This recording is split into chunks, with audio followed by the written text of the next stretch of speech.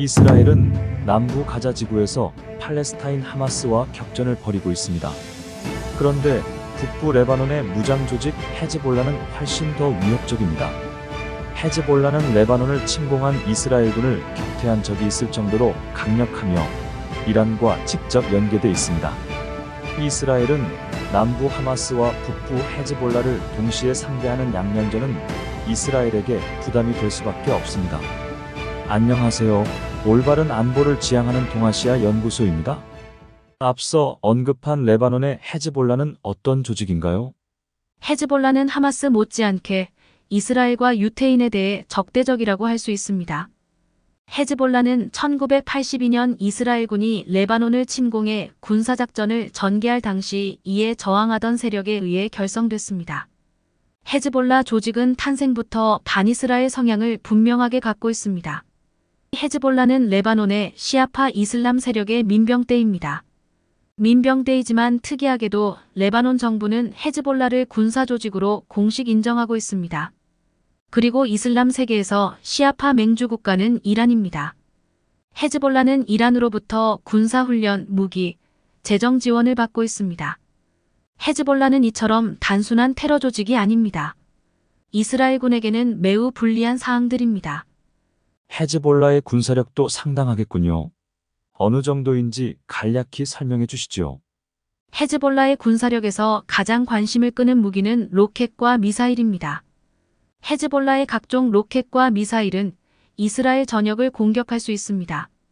이스라엘 국방군이 밝힌 이 그림에서는 5종류의 로켓과 미사일이 나타나 있습니다.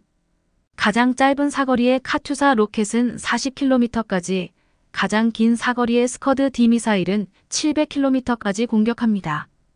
그런데 미국의 국제전략문제연구소의 보고서에서는 이보다 훨씬 많은 종류의 헤즈볼라 로켓과 미사일을 제시하고 있습니다.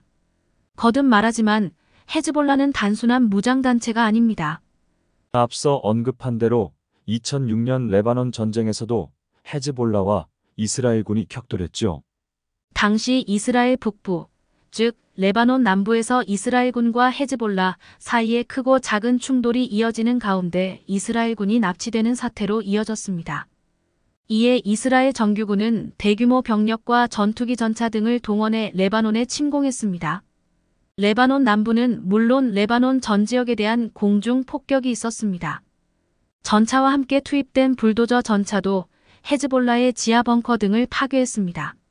전세는 이스라엘군의 압도적인 우세로 흐르는 듯 했습니다. 여기에 헤즈볼라는 로켓과 미사일 공격으로 맞섰습니다. 당시 헤즈볼라는 1만 5천여 발을 보유하고 있었으며 이 가운데 4,000발 가까이 이스라엘을 향해 발사했습니다. 34일간의 전쟁에서 헤즈볼라는 500여 명이 전사했지만 이스라엘군은 120명 전사, 1,200여 명 부상을 입었습니다.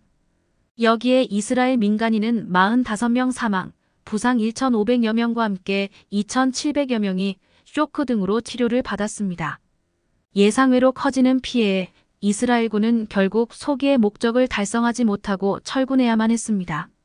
과거 아랍 국가들과의 전쟁에서 대승을 거두었던 이스라엘군이 헤즈볼라, 민병대를 쉽게 몰아낼 것이라고 일반인들은 예상했습니다. 이스라엘군이 철군하자 헤즈볼라는 자신들이 승리했다고 자축했습니다. 최근에 헤즈볼라는 2006년보다 훨씬 강력한 군사력을 보유하고 있습니다. 로켓과 미사일은 10배 이상 늘어난 15만여 발을 보유하고 있습니다. 여기에 우크라이나 전쟁에서 맹위를 떨치고 있는 무인기도 도입한 상태입니다. 이스라엘은 남부에서 하마스와 전쟁을 벌이고 있습니다. 다시 북부에서 헤즈볼라를 자극해 양면전이 벌어진다면 군사적 측면에서 이스라엘은 상당한 각오를 해야 할 것입니다. 헤즈볼라와 이스라엘 간의 최근 움직임은 어떠한지요? 미국도 바쁜 움직임을 보이고 있습니다.